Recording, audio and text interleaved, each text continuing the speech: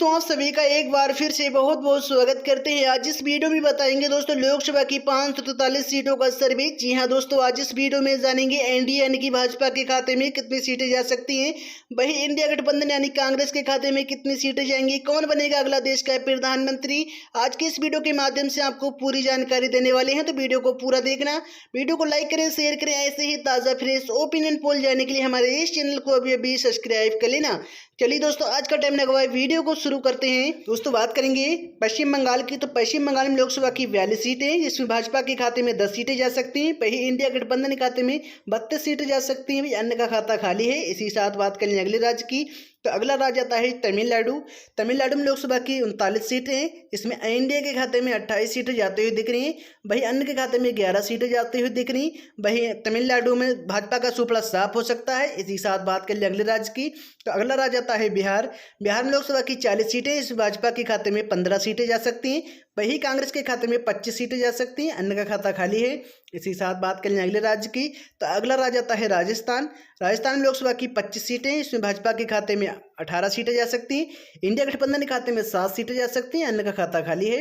इसी साथ बात कर लें अगले राज्य की, तो अगला राज्य आता है मध्य प्रदेश। मध्य प्रदेश में लोकसभा की 29 सीटें हैं, इसमें भाजपा के खाते में 20 सीटें जा सकती, वही इंडिया गठबंधन के खाते में 9 सीटें जा सकती, अन्य का खाता खाली है।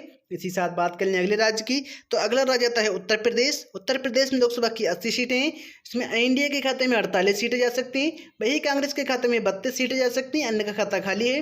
दोस्तों आपके सामने 255 सीटों का सर्वे आ चुका है, इसमें एनडीए के खाते में 111 सीटें जा सकती हैं, वही इंडिया गठबंधन के खाते में 133 सीटें जा सकती हैं, अन्य के खाते में 11 सीटें जा सकती हैं। इसी साथ बात कर लें अगले राज्य की, तो अगला राज्य आता है कर्नाटक।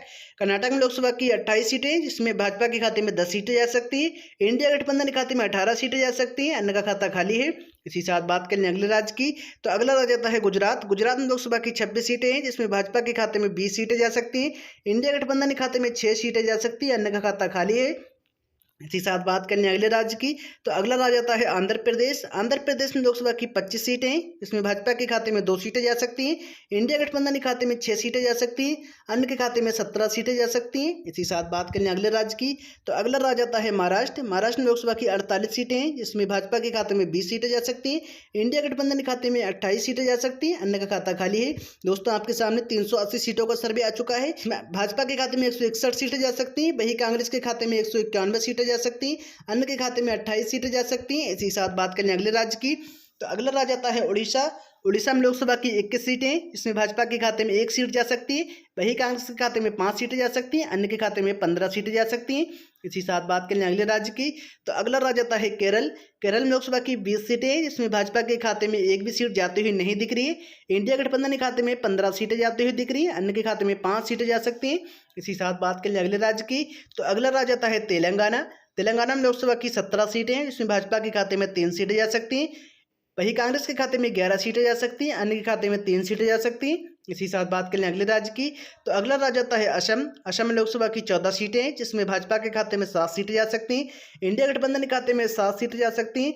असम में दोनों ही पार्टियों की बराबरी टक्कर देखने को मिल सकती है। इसी साथ बात करें अगले राज्य की, तो अगला राज्य आता है झारखंड। झारखंड में लोकसभा की 14 सीटें हैं, इसमें भाजपा के खाते में 4 सीटें जा सकती हैं, वही कांग्रेस के खाते में 10 सीटें जा सकती हैं, अन्य का खाता खाली है। दोस्तों आपके सामने 466 सीटों का सर्वे आ चुका है, जिसमें एनडीए के खाते में 156 सीटें जा सकती हैं, वही इंडिया गठबंधन के खाते में 239 सीटें जा सकती हैं, वह अन्य के खाते में 51 सीटें जा सकती हैं। इसी साथ बात करें अगले राज्य की, तो अगला राज्य आता है पंजाब। पंजाब में लोकसभा की 13 सीटें, इसमें एनडीए के खाते में 3 सीटें जा सकती, वही इंडिया गठबंधन के खाते में 10 सीटें जा सकती, अन्य का खाता खाली है। इसी साथ बात कर लें छत्तीसगढ़ की। छत्तीसगढ़ में लोकसभा की 11 सीटें हैं, जिसमें एनडीए के खाते में 6 सीटें जा सकती, इंडिया गठबंधन के खाते में 5 सीटें जा सकती हैं, अन्य का खाता खाली है। इसी साथ बात कर लें अगले राज्य की, तो अगला राज्य आता है हरियाणा।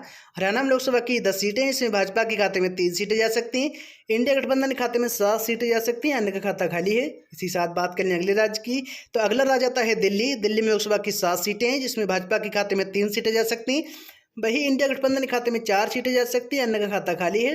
इसी साथ बात कर लें अगले राज्य की, तो अगला राज्य आता है जम्मू कश्मीर। जम्मू कश्मीर में लोकसभा की 6 सीटें हैं, इसमें भाजपा के खाते में 3 सीटें जा सकती, वही कांग्रेस के खाते में 3 सीटें जा सकती। जम्मू कश्मीर में दोनों ही पार्टियों की बराबरी टक्कर देखने को मिल सकती है। इसी साथ बात कर लें अगले राज्य की, तो अगला राज्य आता है उत्तराखंड। उत्तराखंड में लोकसभा की 5 सीटें, इसमें भाजपा के खाते में 2 सीटें जा सकती, वही इंडिया गठबंधन के खाते में 3 सीटें जा सकती है, अन्य का खाता खाली है। इसी साथ बात करें अगले राज्य की, तो अगला राज्य आता है हिमाचल प्रदेश। हिमाचल प्रदेश में लोकसभा की 4 सीटें हैं। इसमें भाजपा के खाते में 1 सीट जा सकती है, वही इंडिया गठबंधन के खाते में 3 सीटें जा सकती, अन्य का खाता खाली है।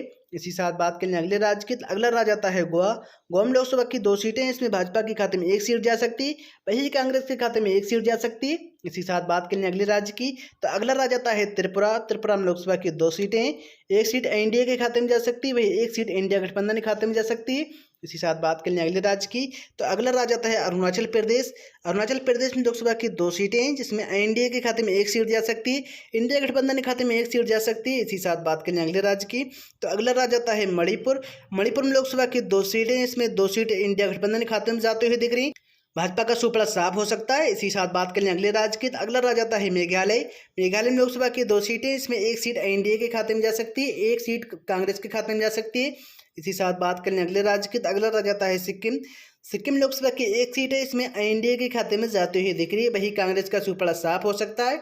इसी साथ बात करें नागालैंड की, तो नागालैंड लोकसभा की 1 सीट है, इसमें इंडिया गठबंधन के खाते में जाते हुए दिख रही है, वही भाजपा का सुपड़ा साफ हो सकता है। इसी साथ बात कर लें अगले राज्य की, तो अगला राज्य आता है मिजोरम। मिजोरम में लोकसभा की 1 सीट इसमें अन्य के खाते में जा सकती है, वही भाजपा का और इंडिया गठबंधन का दोनों ही का सुपड़ा साफ हो सकता है। इसी तो अगली बात करें अगले राज्य की, तो अगला राज्य आता है केंद्र शासित प्रदेश।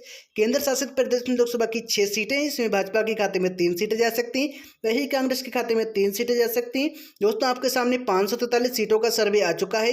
इसमें भाजपा के खाते में 205 सीटें जा सकती, वही कांग्रेस के खाते में 285 सीटें जा सकती, अन्य के खाते में 53 सीटें जाते हुए दिख रही हैं। दोस्तों आपको क्या लगता है देश में कौन सी पार्टी कितनी सीटें ले सकती है, कौन सी पार्टी केंद्र में अपनी सरकार बना सकती है? अपनी राय कमेंट बॉक्स में जरूर बताएं। वीडियो को लाइक करें, शेयर करें। ऐसे ही ताज़ा फ्रेश ओपिनियन पोल जाने के लिए हमारे इस चैनल को अभी सब्सक्राइब कर लेना। आपने अपना कीमती समय दिया, इसी के लिए आपका बहुत बहुत धन्यवाद।